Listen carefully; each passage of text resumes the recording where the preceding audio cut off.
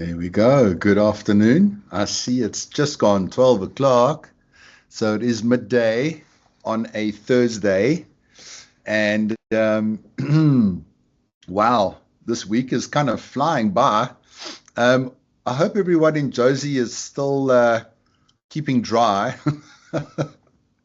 I saw a funny little post that Uber has now added a canoe to its services. Okay, they haven't really, but anyway, it was funny. An Uber canoe. Can you believe it? Yes, there has been flooding. I believe Centurion was pretty bad. Anybody live in Centurion here? Like the flooding there, I heard like 6 roads closed or something like that. Um, Wow, but it seems to have stopped raining a bit today, so we have a bit of a break, a bit of a relief. I'm not chasing it away, and I'm not complaining. We pray for rain, and then when it comes, we moan. When are we ever happy? Chocolates. I guess we're happy with chocolates, right? Chocolate makes us happy. Yes. Which reminds me, I don't have any chocolate in my house. So, welcome everybody. Let's take a few deep breaths just before we begin, and that then also gives everybody a chance to log on and join the session, because I know, most of the time it takes a while for people just to finish their lunch, or maybe they're not finishing it, they're finishing a meeting and then they log on. So wherever you are, you can place 2 feet firmly on the ground. That's just to help you feel grounded. And dropping the chin slightly, you can lower your gaze. And now we're going to take in a nice, slow, deep breath in through the nose. Breathing in. And now slowly exhaling it out the nostrils with control.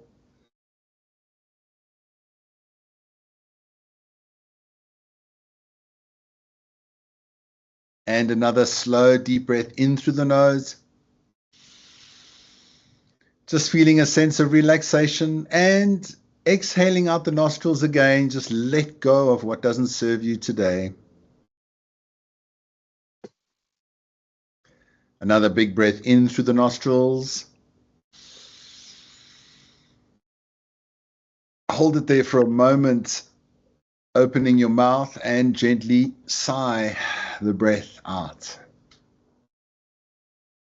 Okay, so coming back to a normal breath, natural breath, feeling a little bit more energized, perhaps, maybe a little bit more less stressed. I do hope that has helped you. Interestingly enough, today is Social Injustice Day. Okay, Social Injustice Day. What does that mean? All right. Well, nobody likes injustice, and for me, I think it's one of my biggest triggers is seeing a lack of justice, whether it's in my hometown, in my organization, in your organization, and even, I guess, in the world, right? There's so much stuff going on in the world, and really, sometimes when I watch the news, I get disheartened when I see the amount of injustice that's going on. But I don't want to take on the woes of the world. And recently I've just been thinking, why should I worry about the whole world? It drives me a little bit crazy. Let me just focus on what I can control. I can't control what's happening in the world, but let me just focus on what I can control. So social injustice, really, I feel that psychological safety and social injustice are deeply interconnected, because where there is social injustice within a group or in your company or organization, that can really undermine people's feelings of psychological safety. All right, especially for sort of marginalized groups, and making these people hesitant to express opinions or concerns because of fear of discrimination or reprisal. Essentially, when social injustice exists, people they don't feel safe, okay, to speak up or to be themselves without there being some sort of a negative consequence. So there's a lack of psychological safety. So we can clearly see that social injustice and a lack of psychological safety goes hand in hand, right? And I'd like to address that. I think it's really, really important, especially on today. All right, today is Social Injustice Day. And it's really about when people feel victimized or judged, they will not engage more. They will not share ideas. They will not fully participate in the decision-making process. I mean, let's have a look at sub-Saharan Africa results. Okay, according to Gallup survey. Now we know Gallup is a global company that does the research and stats, and this is quite staggering. And I don't know, maybe you guys have got some insight into why these figures are the way they are, and if you agree with them, right? So according to Gallup, employees generally in sub-Saharan Africa working in corporate spaces as yourselves, 20% are engaged in their job. That means 20% are engaged in their work. Only 20%. 63% are not engaged. All right, they're not engaged. And then you get 17% of people that are actively disengaged. I mean, that's pretty wild. Like, what is actively disengaged? Does that mean they're out to sabotage the company? They're actively not participating on purpose and doing their jobs on purpose. It seems pretty weird, but this is the story, right? And if we just go to the next one here, we can see, according to this one, that 74% of people in corporate jobs are struggling. And that is sub-Saharan Africa. That includes, you can see the little map there, right? Sub-Saharan, 74% of people that are working are struggling. The global statistic is 58%. So it is very high in sub-Saharan Africa, okay? 9% are suffering in their jobs, and 17% are thriving. Only 17% are thriving. Okay, it's sobering. It's actually sobering, right? So, when we look at safe spaces and psychological safety, let's have a look at this. This is a quote by Amy Edmondson, and she says, "Shared belief that it's okay to take risks, express ideas and concerns, speak up with questions, admit mistakes, and here's the important part, without fear of negative consequences." That we can define as psychological safety or creating a safe space. Okay. Do you feel safe? Do you feel safe? Let's have a look. Here's a cabbage. And I quite like this quote by, it's a Vietnamese monk, Thich Nhat Hanh. He says, "You don't blame the cabbage if the cabbage is not growing well." Okay, nobody blames the cabbage. If you're going to be planting flowers, you don't blame the flower if the flower doesn't grow. You look at what's going on around it, right? The weather, are you giving it water? Are you giving it too much water? Too little?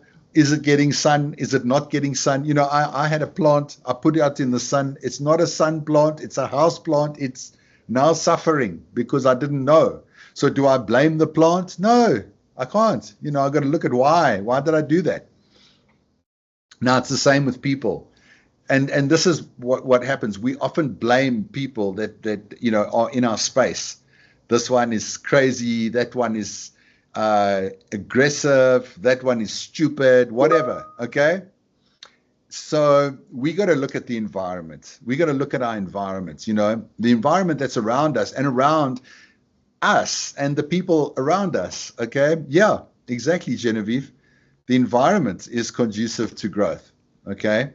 And hopefully we're not in a toxic environment. And if we are, well, it's no use just moaning about it. Let's see if we can do something about it. Let's see if we can, do something proactive. Okay, here's my little cat. All right, she might jump on my lap and she might come and say hello just now. She's running around Her name is Lizzie. These are the stages of Lizzie, all right, as you can see in the slide. Don't you just love her? I know some people are dog people. I love dogs, but I just, this is my cat. And you can see what she's doing, okay? She is ripping my jeans apart. Like I have clothes. We all have clothes. I have clothes, and she destroys them. She destroys the couch. She destroys my jeans. Now, and I can get upset with Lizzie, and I can say, bad Lizzie, but Lizzie don't understand, because Lizzie's just doing her thing. Lizzie's just being a cat. And that's what cats do. They scratch things. They put their claws into things. They destroy things, and that's what they do. That's in their nature. Dogs as well. And yet the dog doesn't know why you're so upset when you come home and it's chewed half of your couch. Because that's what dogs do, right? So it's just coming back to this. Do we blame the cat? Do we blame the dog? Do we blame the lettuce? Sometimes it's just in a person's nature. Sometimes it's in what they've learned, their conditioning. Sometimes it's the way their brain is wired. Okay? So to create a safe space, we've really, really, really, really got to look at the environments and understand, try and empathize. Why is this individual behaving the way they do? Why don't they contribute in meetings? Why are they always late? Why are they the big mouth in meetings? Why do they take over all the time? Or why are they so aggressive, or whatever, and have a look deeply and sort of try. And I suppose this is where emotional intelligence really, really is important. I used to work in a photographic studio before I got into speaking and mental health and wellness. And it was a cool job. It was 15 years of working in a photographic studio. I didn't take the pictures, but I would organize everything around a photo shoot: the studio, the lighting, if there were props, models, casting, stylists, wardrobe, everything. I was a production manager. So my job was to pull a shoot together. And I worked for a particular photographer or whatever. And I'm not going to mention names or anything like that. But this photographer was taking a picture of a car. Now, when you take a picture of a car, it is so hard. I don't know if anyone's ever seen a car photo shoot, but a car literally is like a giant mirror, okay? That car is reflecting light. And you can't show that, right? You can't show those lights being reflected in the car. So you've got to spend hours to take one photograph. You've got to move those lights. You've got to pick up the detail on the car. You've got to pick up the lines on the car. And those lights have to be in perfect position. Now, every car is a different shape. So there's no standard setup for lighting. So the photographer literally trial and error, and it can take, as I said, 3 hours for one picture. Now, on a particular day, the photographer was in a bad mood, and he was working with an assistant. Okay, and the assistant's name was Paul. Now, Paul has been doing this job of moving lights around for 20 years. He's been working with the same photographer for 20 years. He's been moving lights around for this photographer for 20 years. Okay. But the photographer, as I said, was irritated. So he goes, Paul, get your wake up now. Come on, Paul. You put that light in the wrong place. So now what happens is Paul starts to tremble. Paul starts to become nervous. What then happens is Paul starts to make more mistakes. All right. As Paul is making more mistakes, the photographer is getting more and more angry and shouting at Paul, "What's wrong with you? What, are you drunk? Are you bubbleless? Why can't you do your job?" And as the photographer is doing that, Paul's getting worse because Paul's brain is shutting down. Paul's moving into a fight, flight, or freeze nervous system state, okay, what we call the sympathetic state. So when you're in that fearful state, Paul just froze. He can't fight against his boss, and he's not going to run away because he'll lose his job. He just freezes, okay? And then Paul is like a deer in the headlights. His brain stopped working, and he doesn't know what to do. And the photographer is losing their mind in terms of not controlling their anger, okay? So it's a bad recipe. And it was so clearly evident to me that if we're going to be talking to people like that and triggering them, they are going to shut down and they're not going to be their best, okay? And that for me is a form of social injustice. Wouldn't you agree? I think so. Injustice. And we can see it all around every day. Maybe you see every day, even on the street. I recall this technique when we were at school. We had a wicket keeper, the guy that catches the ball if the batsman misses it or whatever. So the wicket keeper used to swear at the batsman, okay? The batsman would come on, the wicket keeper goes, hey, you big fat this, that, go on and on and on until the batsman got really angry. Now, anger works in the same way. If you're really angry, your brain shuts down and you're going to make mistakes. And that's how the wicketkeeper would get batsmen out, by getting them to lose their composure, so that they no more are they cool, calm, and collected, right? And we know this. Like, this is how sports people win games. In tennis, in soccer, in rugby, it's a mental game. Most of it is a mental game, and you outplay your opponent mentally. Now, you could have a superior or a manager that understands this and uses it to their advantage and your disadvantage. So understanding that just to keep that in mind, okay? Just to keep that in mind. And I don't know. Let's see. I mean, your story matters today, okay? We've got 92 beautiful souls on the call. Have you ever experienced social injustice? Perhaps in the workplace, outside of the workplace, but we're talking about social injustice day, and your story matters. And I would like, if you put up your hand and tell us a little story about yourself, I'd be willing to give you a little prize today, maybe a lunch voucher or something. Anybody be a victim of social justice? What did that look like? Is it in the workplace? Is it at home? Your story matters, all right? And if you want to tell us a short story, you're more than welcome to. I'd love to bring you on, but you'd have to put up your hand, and I invite you in.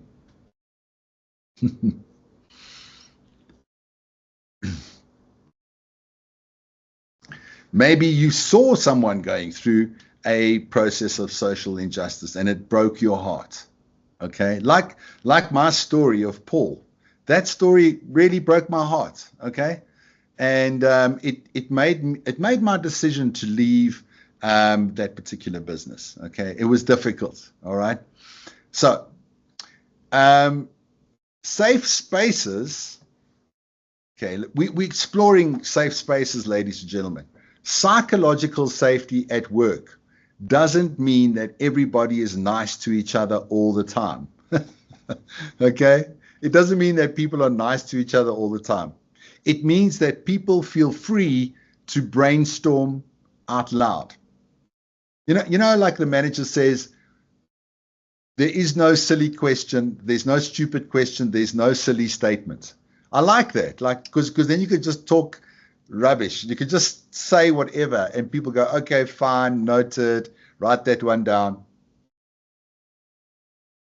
So it means that people feel free to brainstorm, to think out loud, voice half-finished thoughts, openly challenge the status quo, share feedback, and work through disagreements together. Okay, now we're talking about happy teams that will love and experience justice and a lack of injustice. And happy teams are happy together. Like, I worked in the advertising industry after and before my stint in film and photography.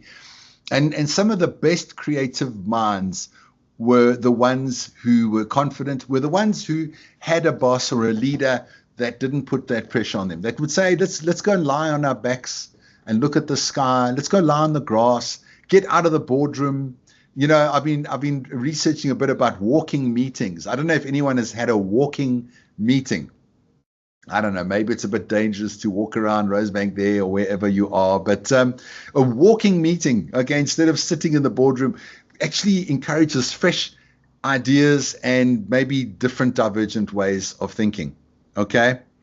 So we've got a little survey for you today, and I would really appreciate if you do this survey. We don't get the results. Nobody gets the results. No one. It's completely anonymous. Here is a QR code. Okay, you can scan the QR code for the survey. I'm going to pop the link in. Okay, there it is. Can you guys see the link in the chat? And I'm going to scan the QR code. And let's put my camera on. iPhone users, it's quite easy. You just scan the code. You know how it goes. And it takes us into that survey. Okay.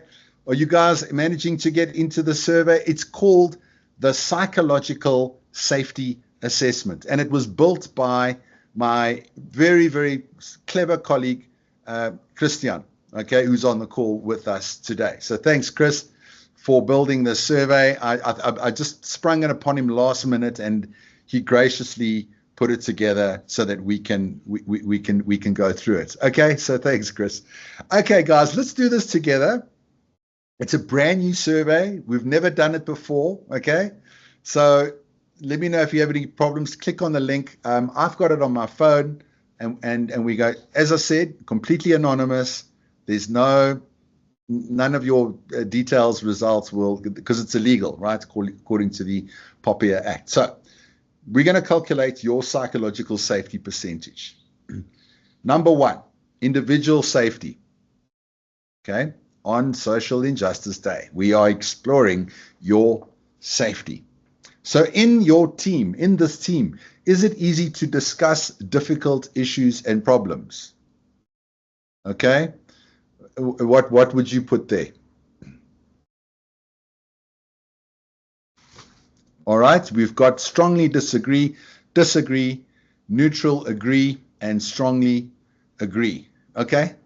So in your team, is it easy to discuss difficult issues and problems? I hope so. Number two, I won't receive retaliation or criticism if I admit to an error or a mistake. Do you strongly agree? Do you agree, neutral, or do you disagree, or sadly strongly disagree? That means you do receive criticism and retaliation. Okay. Number three.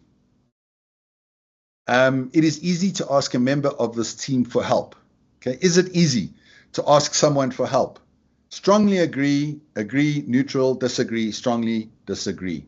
I hope it's strongly agree for you. Okay. Okay, we're doing well. Well. Happiness. Okay, guys. Number four. I feel safe offering new ideas even if they aren't fully formed plans. Strongly agree, which is great. Agree, okay, cool. Neutral, disagree, and strongly disagree, I hope not. Okay, do you feel safe offering new ideas even if they're not fully formed plans? Then, part two is around your team. So we've just been through the individual, now we're looking at team. Number five, in this team, people are accepted for being different. Strongly agree, hope so. Agree, neutral, disagree, strongly disagree.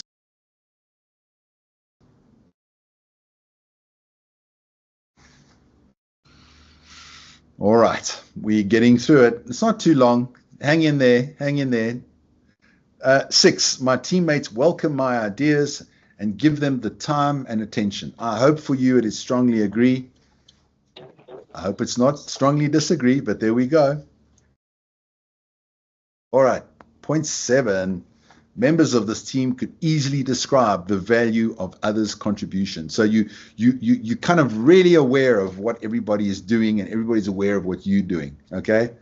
Strongly agree, that would be awesome. or agree, neutral, disagree, strongly disagree. Right, now we are moving into part 3, and there's only four here. Okay, so this part 3 is team learning. 8, in this team, people talk about mistakes and ways to improve and learn from them. Do we learn from them as a team? Strongly agree, neutral, disagree, strongly disagree. I hope it's not strongly disagree. 9, we take time. Okay, I'll give you a moment there. Think about it. I'm rushing. Sorry. Take a deep breath. Yes, slow down, Marky. Number 9, we take time to find new ways to improve our team's work progress. Do you take time to find new ways to improve work progress? Strongly agree. Yay. Agree, neutral, disagree, strongly disagree. We got 2 more. 10, members of this team raise concerns that they have about the team's plans or decisions. Okay, raising concerns is good, right? Strongly agree, neutral, disagree, or strongly disagree. That would be nice if you had the freedom to raise concerns and felt okay to do so. That would be cool. Don't you think? Yeah. So. And our last one, number 11, is we try to discover our underlying assumptions and seek counter arguments about issues under discussion. So we're trying to unpack our underlying assumptions, maybe even our underlying biases, okay? And maybe some counter arguments, because you feel free to do that. So do you agree or strongly disagree? Okay, or you're neutral, whatever. Right, finished. Okay, finished, done, push done. You got to push done. Okay, so you get a result, you get a score. Okay, you got a score. How is your score looking? How is your score looking? If you want, you can share it in the chat. How is your score? Are you psychologically safe? Wow, Lizelle. Happy dance. Hey? How many points is that? 80%. 80%. Badiba, nice. 87.3. Nice. Andani, cool. 58.2. That's not too bad. Wow. Okay, Lizelle, yeah, that's a 44 out of 55. Thank you for sharing. Audrey, you're in at an 89. Wow, you guys are looking good so far. Roberts, above average. Could be better, right? Sure. Maggie, smashing it, eh? Simon, also smashing it. I'm glad to see that. No one's under the 50% mark. And if you are you vulnerable enough to share? You know, that would be valuable. Solomon is a 56.4. Thanks for sharing that. That's not bad. Not too bad. Okay. I suppose doing the survey, it also highlights for you certain areas that are working or not working. So at Mindful Revolution, we're all about bringing awareness, right, into our day, into what's going on in our life. You know, like, let's step out of autopilot zombie mode. You know, let's not be zombies. And now we know, right? Now we know there's certain areas that scored low. Can we do something about those areas? What areas do you think scored low for you? And you're welcome to let me know. But thank you for your engagement, and thank you for doing the survey. I enjoyed that survey. And once again, thank you to Christian for helping put that together last minute. Lastminute.com. That's also not nice. Lastminute.com, it's like, you know, you can force your colleagues into injustice. if you demand lastminute.com stuff. So I'll try not to do that again, Christian. Yeah. So, Lizelle, I would like to see how the low scores too. Right. We do not remember who submitted, but the engagement will be quite valuable. It would be. It would be. Because everybody seems like everything's going well. Is this true? Is this a true reflection of what's happening in our teams? Chantal, wow. Amazing. Okay. So I don't know, like everything's not all bad. Things are good for a few of us here that have managed to be okay to share. Some of us are sitting on the fence, like kind of borderline. But please, dear friends, no one will judge you if it's not going so well. And there's a fear, right? There's a fear. There's often a fear of being judged when things are not going well. Will they see my name? Will they find out? And will I get called in and asked, why do I feel this way? Okay. So there's kind of a fear. But Lizelle, yeah, it's a good question. All right.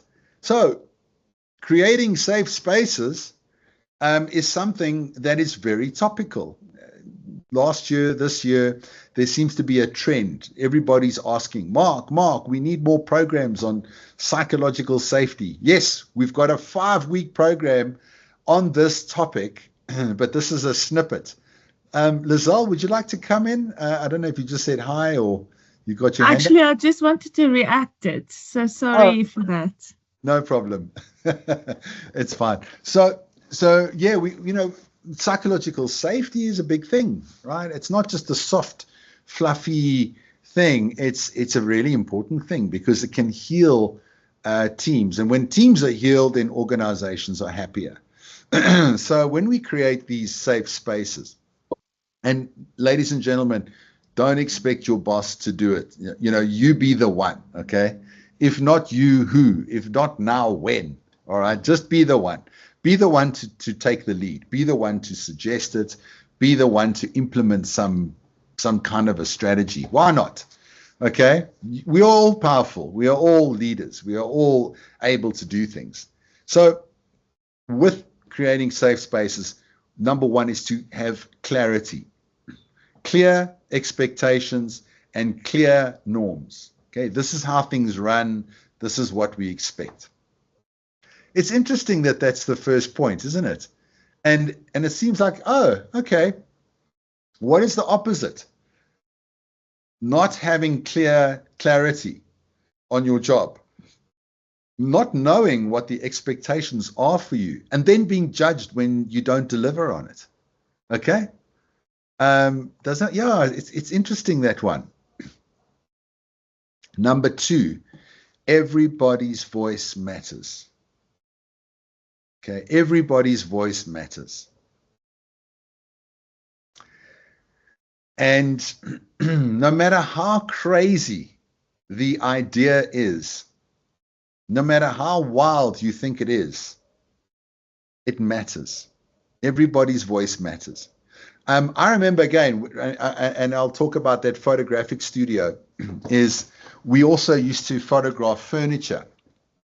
And some of the furniture was just buck ugly, like really, like I looked at that stuff like a bed, right?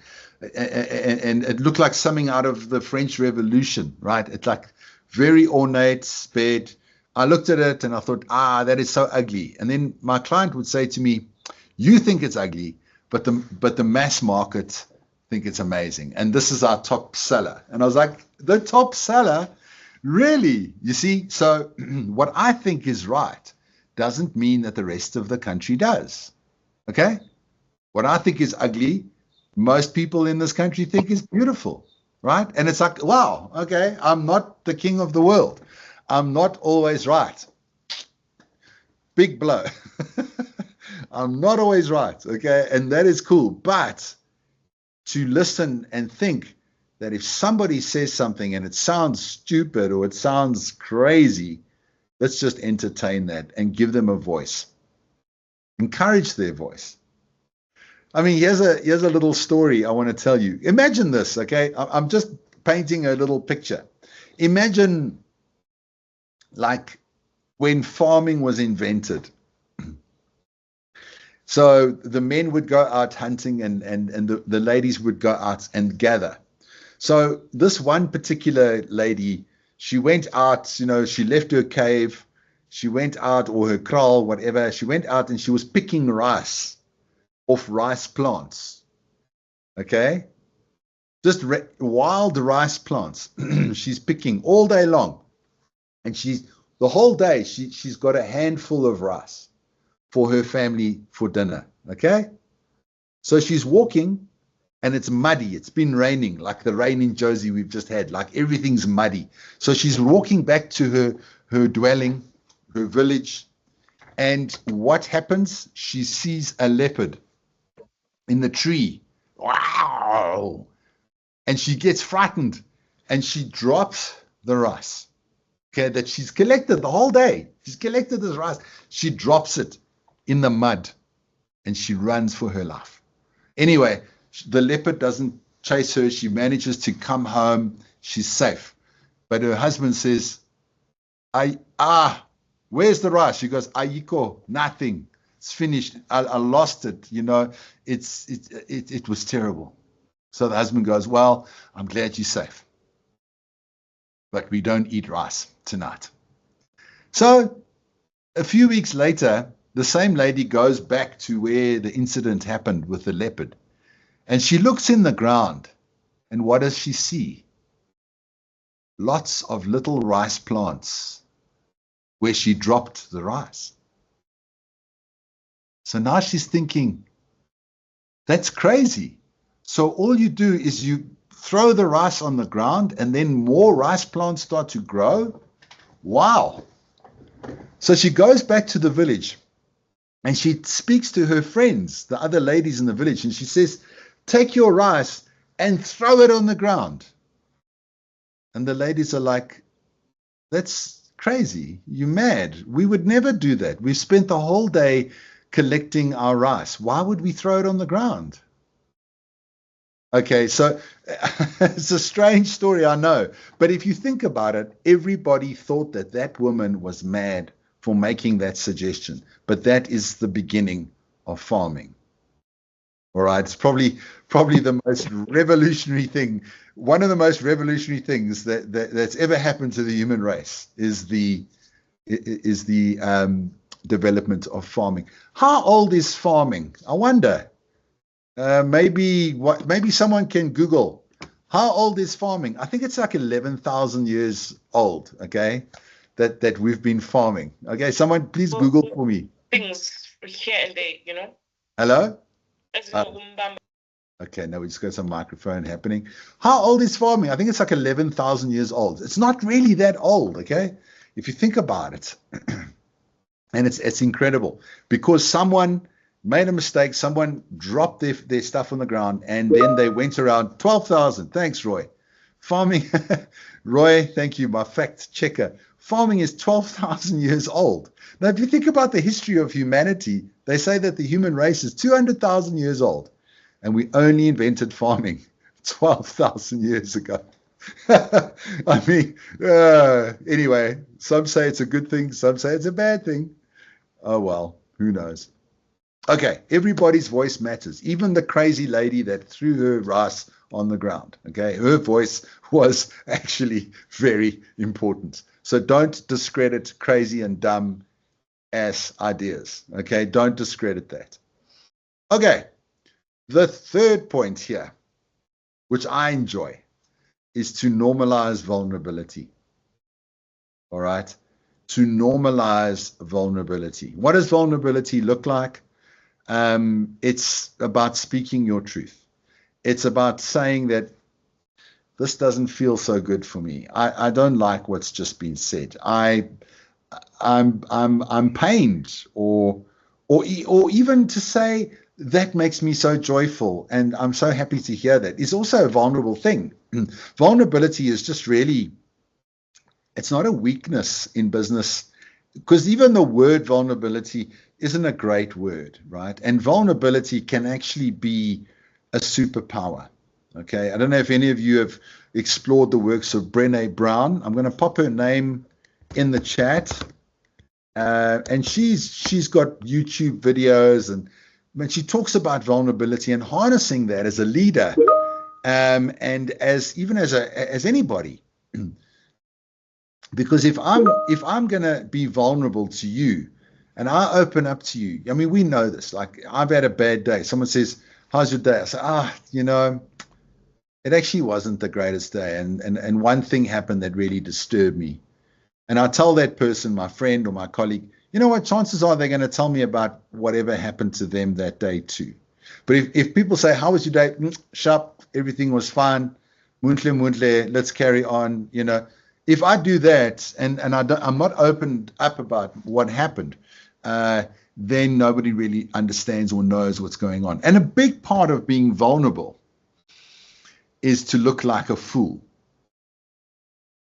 Now, when we feel safe and we are free from injustice, we are able to say and able to be authentic. And authenticity is our number one superpower in the business world. So I want to share a little video with you today. Okay, does anybody know Simon Sinek? Has anybody looked at any of Simon Sinek's videos or read any of his books? I enjoy him.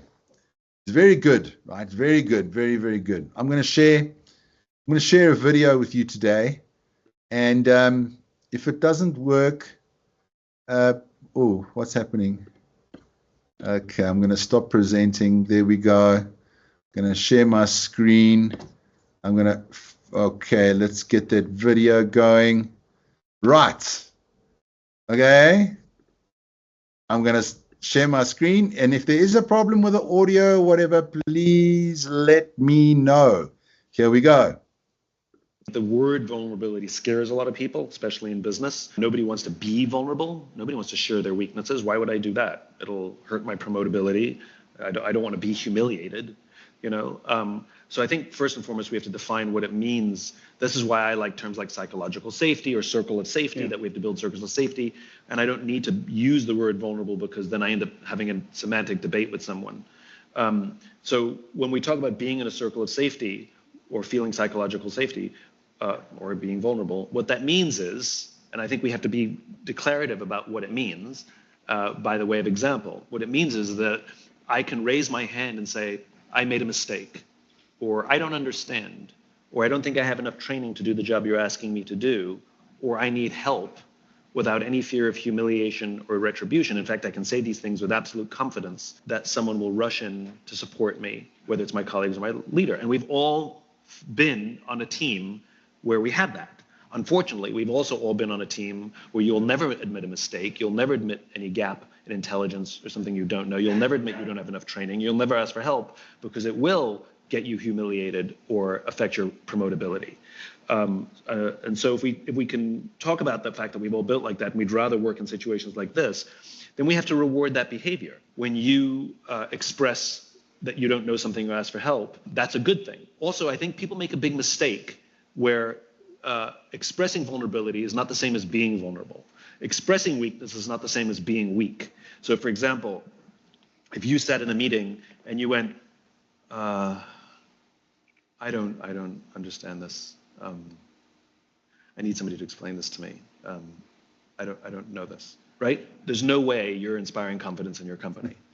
But if you simply own it, like, hey, I don't understand a single word of this deck. If somebody can please just explain it to me because I'm the complete idiot and I don't understand any of this tech stuff, that would be really helpful. And if you just say it with confidence, if you own it, it's the confidence that's inspiring, not the expression of the weakness.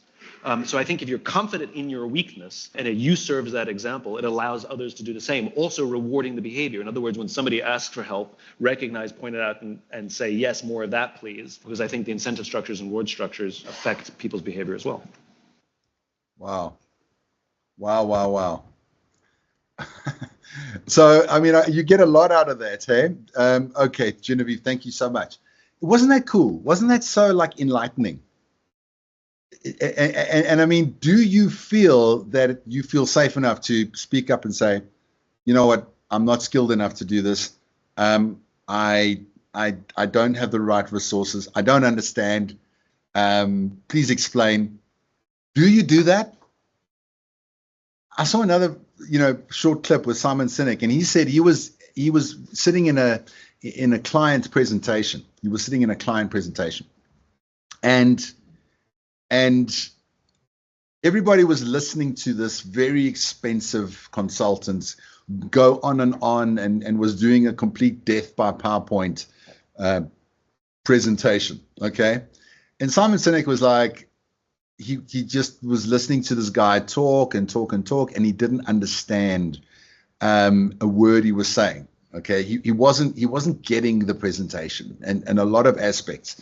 So then Simon Sinek put up his hand in front of his client. He said, I don't know if it's just me and maybe I'm the idiot in the room, but I just don't understand what you've been talking about. Can you perhaps just simplify it a little bit for me? And one by one, his clients in the room, they all started putting up their hands and saying, we also don't understand what he's talking about.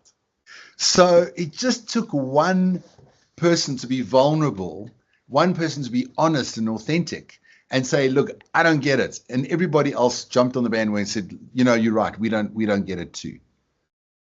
Okay. Do you see what a big shift that can do in a team and in an organization? And I think that's truly powerful. And I love this quote. Asking for help is not giving up. It's refusing to give up. All right. And where Simon Sinek says, like, own it, like ask for help, but, do it with confidence. Be vulnerable with confidence. Yes. Now we're cooking with gas, guys. Not vulnerable like, I don't know if this is a good suggestion, but okay. Yeah, I don't know if this is a good suggestion, but I'm going to throw it out anyway, guys. Okay, here we go. Right? Do it with confidence and be vulnerable. And for me, that was a game changer to hear that. It was really cool. Really cool. Okay, so normalize vulnerability. And number 4, ask open-ended questions. So ask questions that don't require a definite yes or no. And that can encourage other people who seem like they don't contribute. Try to get everyone to contribute, okay? Everybody has a voice. Everybody is smart. Everybody's got something to say, okay? And even like, I know a lot of people are introverted. They don't want to talk, etc., etc. So open-ended questions could actually stimulate that a lot, right? So here's a good question. I would love to know from those high-numbered people, okay, that those people that are clupping the 80s and the 90s in terms of the psychological safety assessment that we did. What is it about your team that you love that gives you such a high number? And I've still got that lunch voucher going. Can you believe it? Anybody's got to put up their hand and just say it, right? What inspires you about your team that gave you such a high number?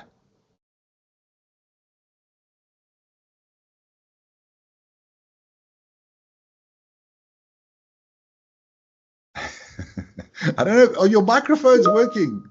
Okay. Come on. Put your mic on. Talk to me. I'm going to buy you lunch. Don't you want lunch? Okay. I'm getting some. What is it about your team that inspires you and you feel that you're happy because it's psychologically safe? Okay. Let's have a look. Lizelle, authenticity. Awesome. Authenticity, right? Very, very, very important to be authentic. Anything else that you love about your team, or maybe it's another team that you were in and things were just like feeling that you could contribute, that you could talk. Oh, by the way, there goes my cat. I was just going to introduce you to her. All right, we're getting some more comments coming through.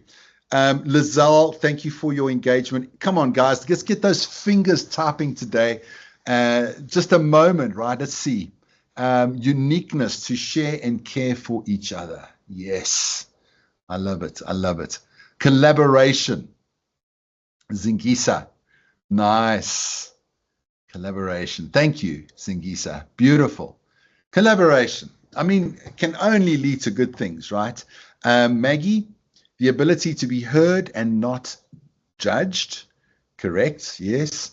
Because our differences make us stronger. Yes. And we are stronger together because of our differences. And there's so much research around that, Maggie, that diversity in teams actually encourages better thoughts and better productivity. Okay. It's really interesting.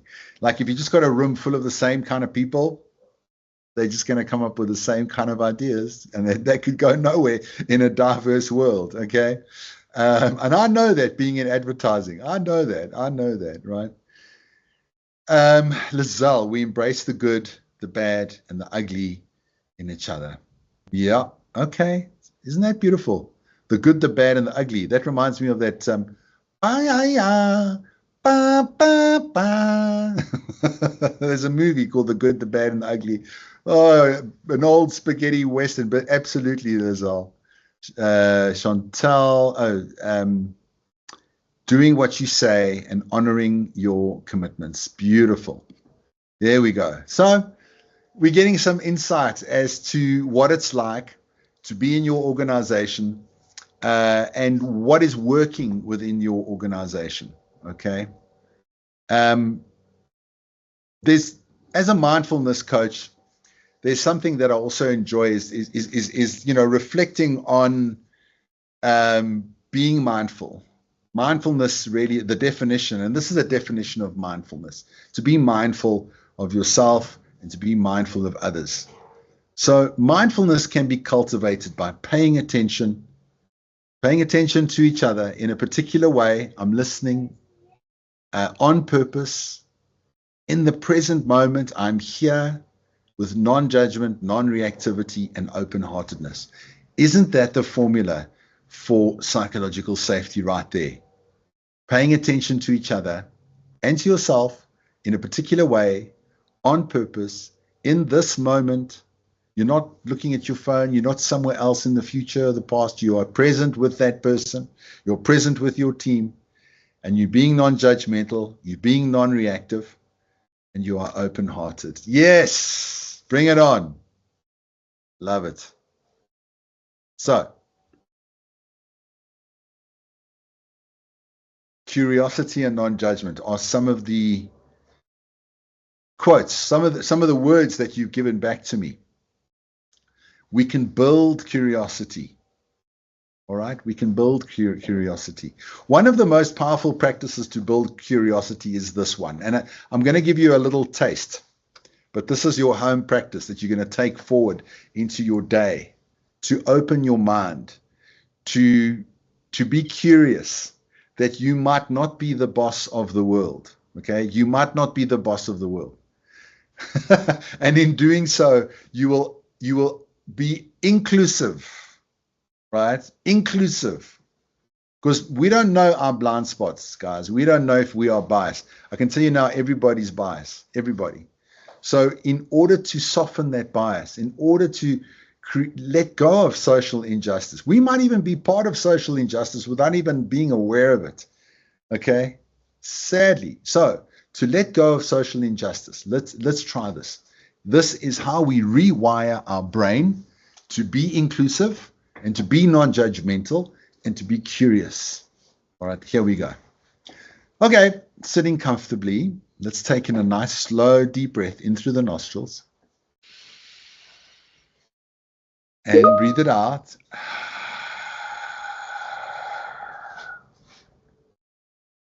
Okay, breathing naturally at the nose if you can. Take a moment to observe whatever sounds are around you.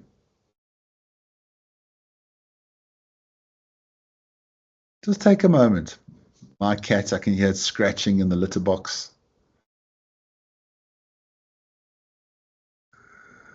Leaf blowers. What sounds are going on right now for you in your space? You might be in the office. You might be at home.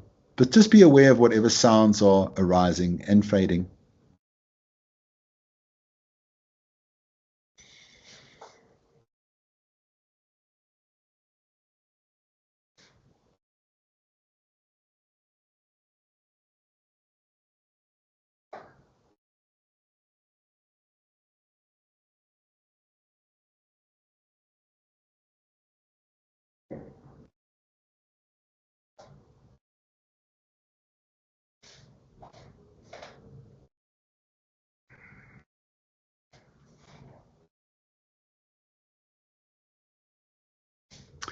And now, as we observe these sounds, maybe it's cars or motorbikes going by, an aeroplane, a dog barking, whatever it is going on for you, how do you feel about these sounds? Some sounds are pleasant. Some sounds are unpleasant. Some are just neutral.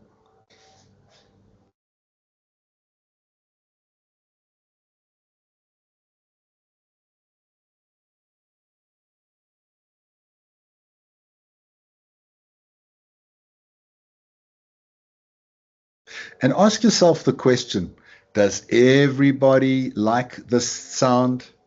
Or does everybody not like this sound? Or is it just me?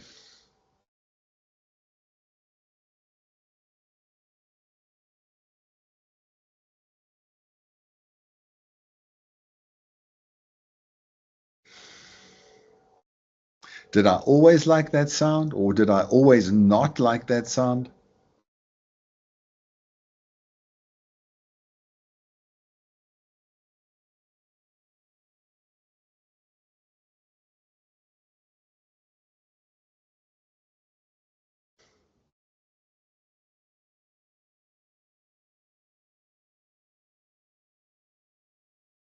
Okay, good. Let's take in a nice slow breath in through the nose and breathe it out.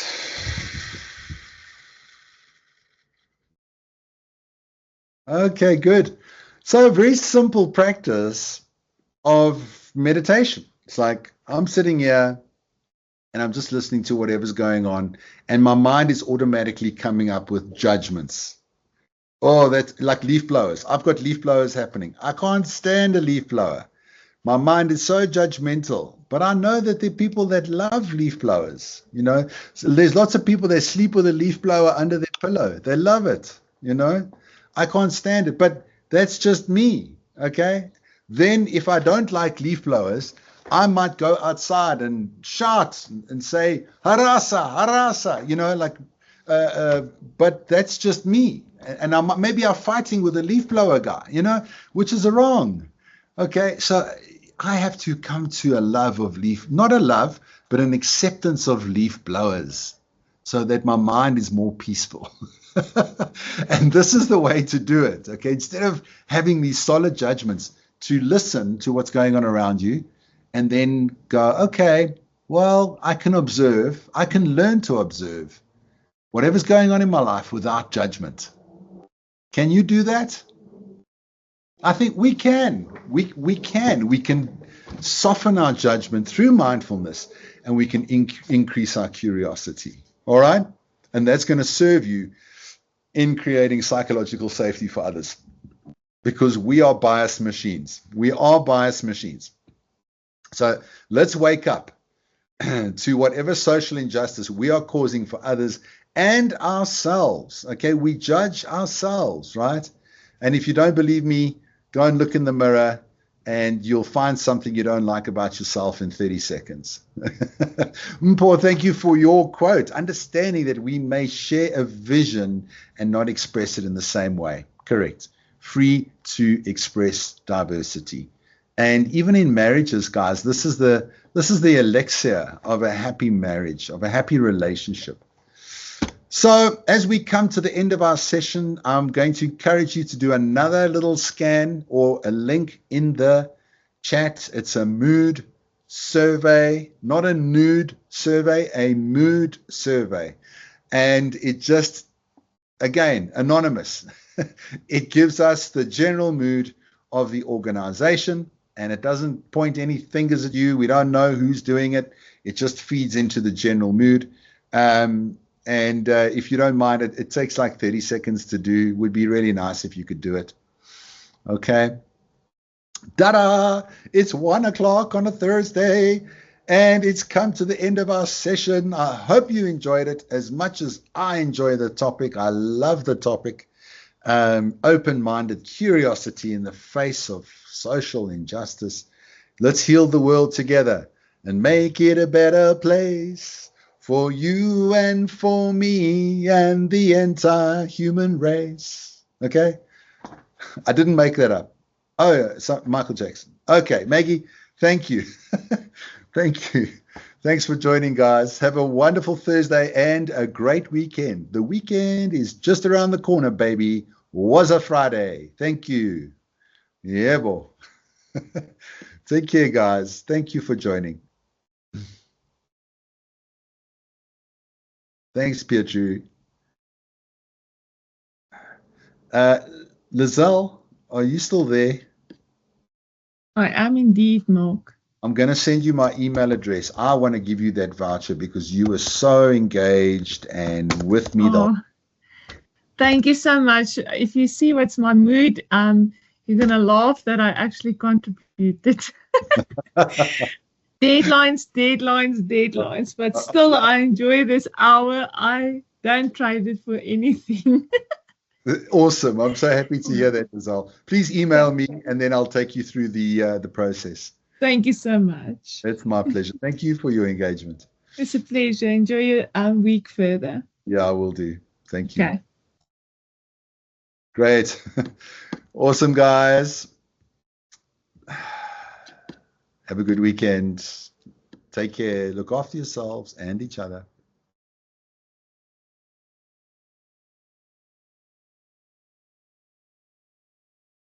Yeah, Fortune. Vulnerable confidently. I so love that. Yeah, it's like that for me was like the key takeaway, right? Robert, thank you.